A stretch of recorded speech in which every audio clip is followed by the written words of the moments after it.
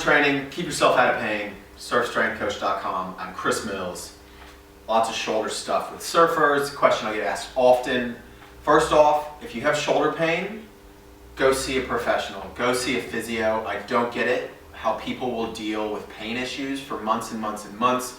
And then finally they go see somebody, and at that point it's culminated into this really destructive, inflammatory process. If something hurts, go get it checked out. If you're not dealing with lots of pain, maybe just some minor aches and want to build some overall endurance, this stuff is for you. First off, all the tissue work.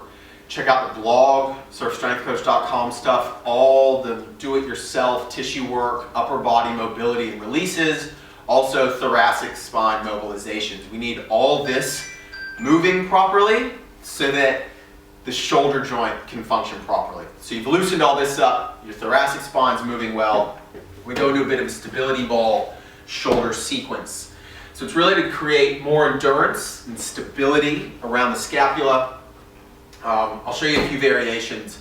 Higher rep range, slower tempos, so we keep the muscles under contraction for a longer period of time. If you just do 10 short, quick reps, it's not building this aerobic endurance capacity in those muscles. So 4 positions, and I'll show you variations. And again, all this tissue needs to be as loose as possible. If you're trying to do these movements stuck in this tight spine and you can't open up the front of the shoulder because all this tissue's stiff, it's gonna grind stuff up. So, first position, on the ball.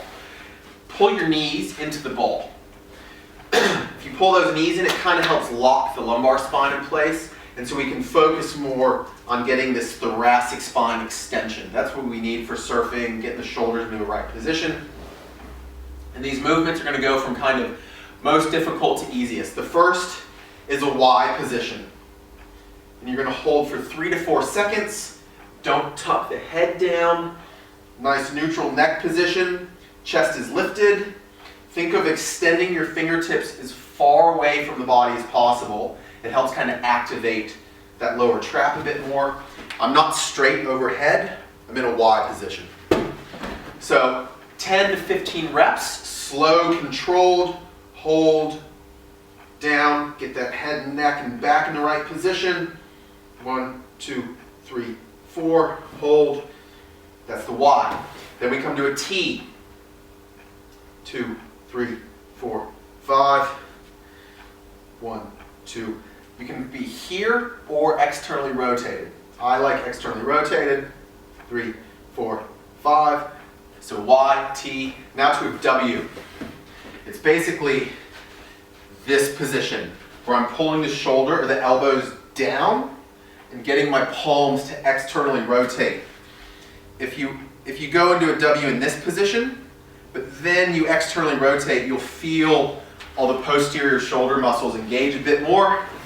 So W, 2, 3, 4, 5. Again, longer tempo holds. 2, 3. That's the W. And now we go to the L. So same neck position. We row to here, and then externally rotate back down, down. Row to here, externally rotate. Good. When you're good with body weight, we just start to add weight. It doesn't need to be much. At first, it could just be like a water bottle. This is a 1.25 kilo. Knees pulled in, a bit of belly button tension, chest up, neck packed. 2, 3, 4, 5. That's the Y. T, W, and L's. So again, you do each Y for 10 to 15 reps, rest for a bit. T, 10 to 15 reps, build up to a bit of weight. Don't do anything that hurts. And then the last kind of progression is where we start to incorporate a lot more lower back control, tighten the glutes, up into a Y. Again, 10 to 15 slower tempo reps. T, W's.